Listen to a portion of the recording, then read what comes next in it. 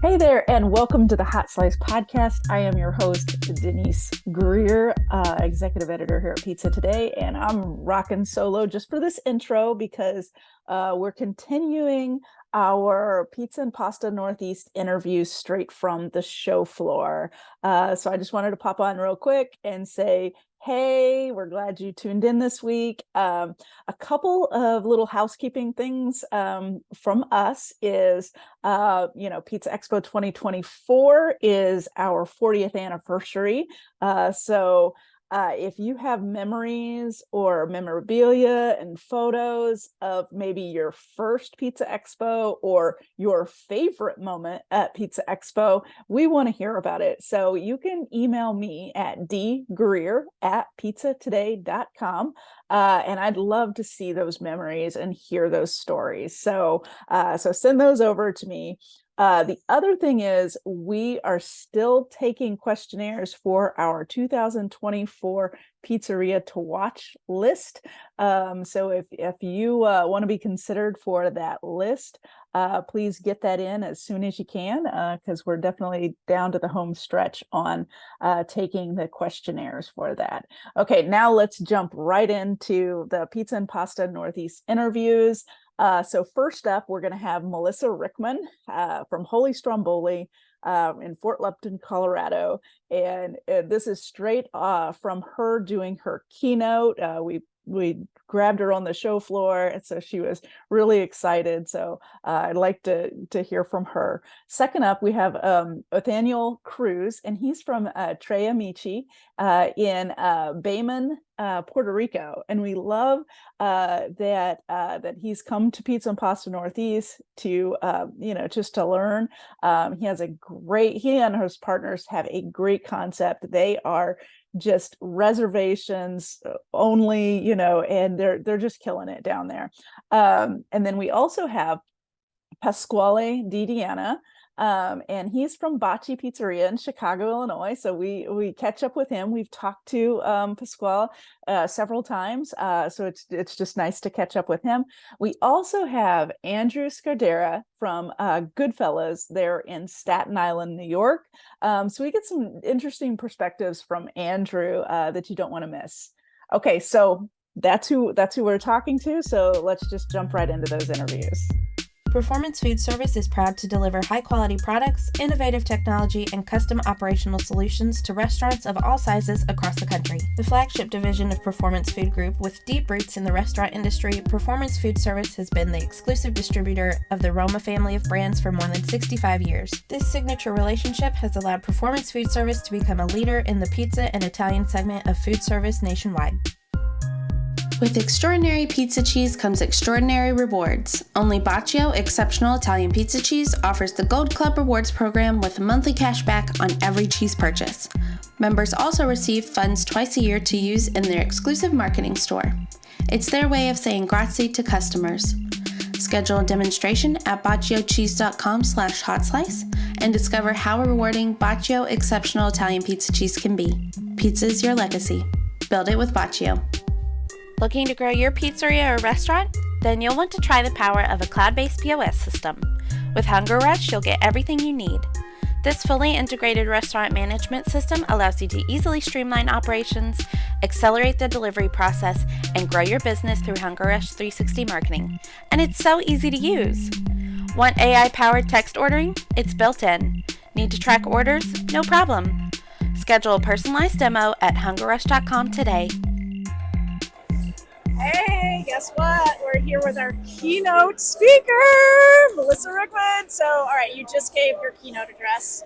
How was it? And what was the crowd's response? Because you had a packed room. Like, it was packed. I know. Awesome. It's always that, it's nerve-wracking when you have a packed room, but I think it would be worse if you didn't. Yeah, so exactly. I was really happy with how many people turned out, and I saw a lot of positive reactions to what I was saying. It was really resonating with people. Yeah. So I feel really good about it. It was a complete adrenaline rush. Yeah. It was great. I am so grateful for the opportunity to share my story. Yay. Now, what was the big thing that you wanted people to walk away from your keynote address with? What do you want to? What are the takeaways that you really hope that they got from you? That we're all in the same boat. I think sometimes we look at people on the team, right? Or speakers, and we're like, they have it all figured out. And you go home and you kind of kick yourself in the butt because you're like, how come they've got it figured out and I don't? Why do I have these challenges? And that's not true. We all do. And I wanted everyone to know that, I'm a speaker and I'm on the team, but I face the same crap that you do every day. Yeah. And that it's all figure outable, that it's all overcomable. I like that you created that word. That's awesome. I love it. Yeah, that's what I want them to know. That's awesome. So when you had your Q&A session, what was the most surprising question you got? Or what was the one question that resonates with you, where you're like, oh my gosh, somebody asked me that question? Afterward? Yeah, afterward. Oh my goodness, there were so many. I think one of them was just, the biggest one was, how many years was it from the time that you opened to the time that you could step back? Oh gosh. Never. And well, and it was a really good question because it's different for everybody. But I think it's really about when you see that you're in the way more than you're helping. And I'll never forget the day I was on the floor when I was like, I'm in the way. I am holding up progress because I'm like, but there's a fork on the floor. And they're like, we're having a $3,000 hour. Can you leave the fork alone? And I'm like, when you realize that you're holding up progress is the time that you have to step back. And I told this guy that I spoke to, it was so nice. I said, they thrive when I'm more than when I'm not there, right? Yeah, I get that. I get that a lot. So what else do you want to get out of? So your keynote's over. What do you want to get out of the rest of the show? Because we're now just still in the infamy of the show. So what do you want to do? So I want to eat some pizza. Well, I'm starving. I want to get through my demo tomorrow. I'm excited about that and share some of the things I picked up over the years. Now, tell them about your demo. Oh, my demo. How to use leftover dough. Sometimes it's an important tool. It is. And I think oftentimes we underestimate the value of leftover dough that we haven't used, from that day's batch. It's money that's sitting, in your walk-in and that we oftentimes throw out. So really fun uses that can be different than pizza, right? Yeah, exactly. So that's what I'm talking about. I'm excited. I have an Italian pot pie that we're going to be feeding everybody with. So if you're hungry and you want some Italian pot pie, yes. I love pot pie. Me too. All right. So let's see here. All right. Now, if you don't know, we also tap Melissa for the magazine, and she writes some great articles. What's the article you got coming up next? Let's give a teaser for the next thing you're writing. I'm writing about health department regulations next. Oh, goodness. And that one, I'm gonna have to control myself because I could write a whole book about that and be like, because you're a stickler. I know you. I am. That's why sometimes they're better off without me because I'm like, what are you doing? And then the one after that, I'm still trying to wrap my brain around that one. So I gave her the assignment, y'all, of how to work with canned vegetable products. So I'm talking canned olives, different kinds of canned artichokes, things that a lot of operators have to get canned, unfortunately. It's how their operations work. So she's going to provide them opportunities for how to make them taste better. Better. Yes. Better. Yes. So you'll wrap your brain around that one. Right? I will. Yeah. Come off of this adrenaline rush and then dig back in. Well, we value you and we value your contribution to the industry, and we're glad that we could pull you aside for a minute and talk about what amazing job you did with your keynote. Well, I appreciate you guys so much, the opportunity and all of the support for us in the industry. Absolutely. We couldn't do it without you guys. Awesome. Well, we can't do this without you. So there you go. Well, we're stuck. All right. Well, next time I see you, Vegas. Yes. Yeah, absolutely. Looking forward to it. Thank you. All right, I'm here with Otto Cruz of Tres Amici in Puerto Rico. Yes, sir. Otto is at his third Pizza Expo, his second Pizza and Pasta Northeast show in Atlantic City. Tres Amici means three friends. There were three business owners. You're one of three who founded the company. Yep. You're in Puerto Rico. You got a full bar. You've got sit down, dine in. Tell us all about Tres Amici. Well, like you said, we got a full bar. It's a cocktail bar. When we started the concept, we wanted to bring cocktails because everybody on the island is always pizza and beer. So we wanted to do something different. We brought the cocktails and Napolitan style pizza also, and we decided to make the Napolitan way, exactly the exact way they do the pizza. So we were making a recreation, and these 2 years it's been great, man. We've been growing, and everybody's crazy with our product, with our pizza, and we hope hopefully we're moving to a bigger building this December. That's the plan. We didn't expect to grow that faster in 2 years, but thank God to that, man. Yeah, when we talked here last year, you told me you were looking for a larger building because Yeah. you were outgrowing your current building and you were looking. So it's such a blessing for your business to know that you're going to move into this new building in December and that you're that busy. Hey, so I wanted to ask you, your clientele, are they mostly locals, or do the tourists get off the cruise ships and come find you? How's it work out for you? Most of them are locals, but Puerto Rico is on a very little island, so we have visitors from every part of the island, from the west, from the east, from the north part. We're at the north, but from every part of the island, we receive clientele and visitors. I mean, it's great. It's great. Yeah. And what are you looking for here at Pizza Pasta Northeast? Did you come for educational sessions? Are you looking for a new piece of equipment?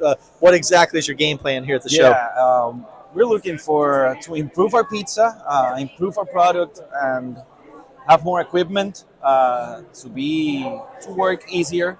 And we're looking for a better place, a better ranking on Napolitan pizza, the cheese pizza, the calzone. Well, we give it a try this year to see if we can get better ranked. Awesome, Otto. Thank you for your time, my friend. Oh, thank you. It's been a pleasure. Always a pleasure. Always. All right, we're here with Pasquale DiDiana from Chicago. What's up? How are you? I am great. My first time to the Pizza Pasta Northeast, so I'm excited. Yeah, nice. very, very excited. Yeah. So, what do you want to get out of coming to PP&E? You know what? It's the first expo. It's the first expo in a long, long time where I'm not doing anything, so I'm not participating. So it's just I just want the total experience. And I'm like a little kid right now. I'm so excited. Yeah. You know, the keynote was awesome. Melissa did great, and just kind of being able to walk the floor and look at the demos is something I haven't done in a long time. So behind the camera and stuff. So Josh and I were the ones who went and visited you, right? Yeah. Right after the pandemic. It was just like such post-pandemic visit.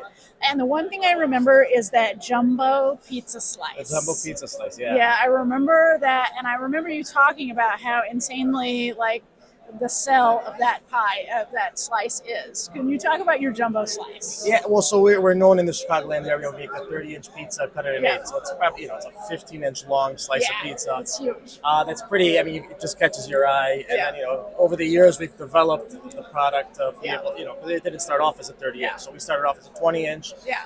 22, 24, 26, we finally got to the 30-inch. So right on. Yeah, and it's like a mix between a New York. So obviously, when you're thinking about pizza by the slice, you're thinking about New York. We are from Chicago, so our actual, it's kind of like we marry both. Yeah. We marry both of them. Like our sauce is Chicago sauce. It's not like that, but our dough is more similar to New York style dough. Yeah, I got you. If anyone's ever in Chicago, come check us out. So, how's business? Yeah, and our homemade desserts, right? Our tiramisu and cheesecake. He's talking about the cheese steak.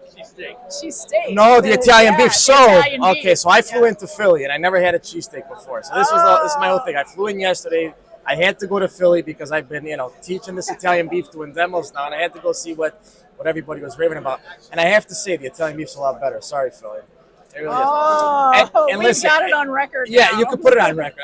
I'm gonna write about this because listen, it's a great sandwich, but the Italian beef is a lot more work. There's a lot more process to it. Where the Philly steak is kind of just cook it and prepare it. But, so what's business been like for you lately? What's happening?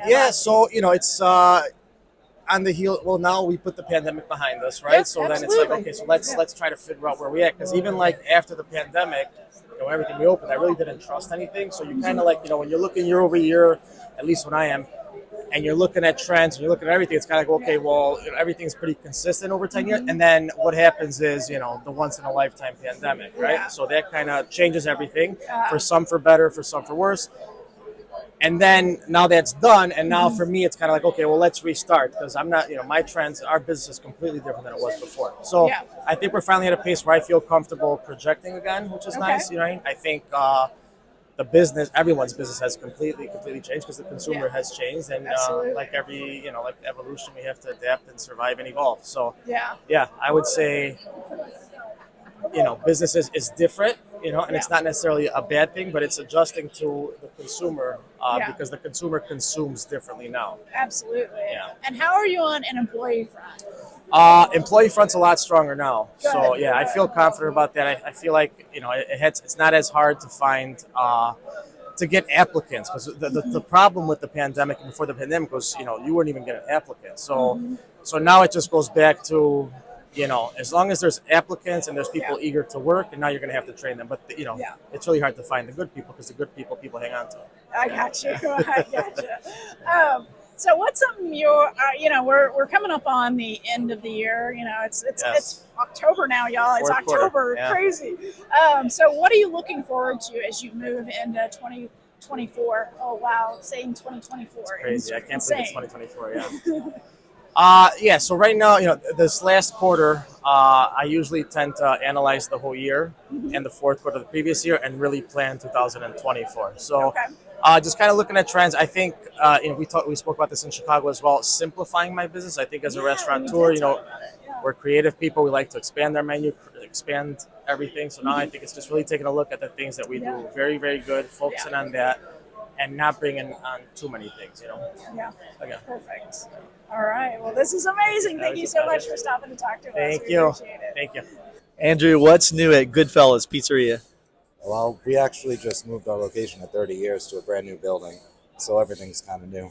Oh, wow. Yeah, it's like starting. You're still in Staten Island, yeah, though, still right? in Staten Island. Moved to a big, beautiful, brand new place. We're able to buy the building and get out of our rental that we were in for 30 years. Buying the building. Yeah, so let me ask you about that then. 30 years, everyone on Staten Island knows Goodfellas. You've been there, 3 decades, you're an institution.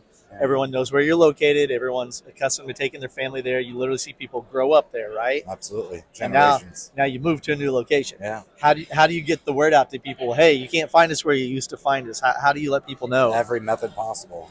Big on social media, and then we do some print, and constantly putting videos out there, showing how nice the new place is and what we have to offer.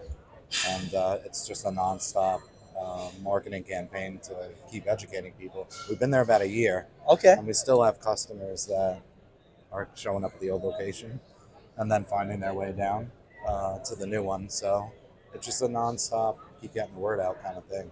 Yeah. Social media makes it easier, I guess, because you can keep getting it out there, but it takes time to reach everybody. No, it definitely does. Yeah. Did you make any other changes when you moved into a new location? Did you change any branding, change your menu, anything else? Yeah, or we just kind of... We started from scratch pretty much, We looked at the core things that we were famous for and kept those, but changed everything else. So we do all our fresh pastas in-house, swapped around and did some really cool brick oven entrees, brick oven steaks, because we're super heavy on pizza and we're known for it, but we have so many great entrees. So we're really trying to push, some cool brick oven items that you really can't find in most places. Wow, that's awesome. So how's Pizza Pasta Northeast going for you? Are you looking for anything in particular here, or what are you doing at the show? So again, I said we did change everything. I'm gonna look at some POS guys while they're here. Mail Sharks out here, we're gonna go talk with them, because one thing that we did start over with pretty much is the takeout business. Because I'm far away enough where I can't service the neighborhood for delivery that I was in. So I'm going to go talk to a few people and see if we can push some other marketing buttons, look at some POS guys. I competed yesterday, so I got to wait around and see. How'd that go? Yeah, I think it went okay. There's a lot of super talented people out here. So. Which category did you compete in? Cheese slice. So I was going to ask what you made, but I know what you made now. You made a cheese slice. That's it. Plain cheese pizza. We'll see how it goes. Awesome. Good luck to you. Thanks for taking the time to chat with us. Anytime, please. Thank you. Appreciate it. Thank you very much. No worries.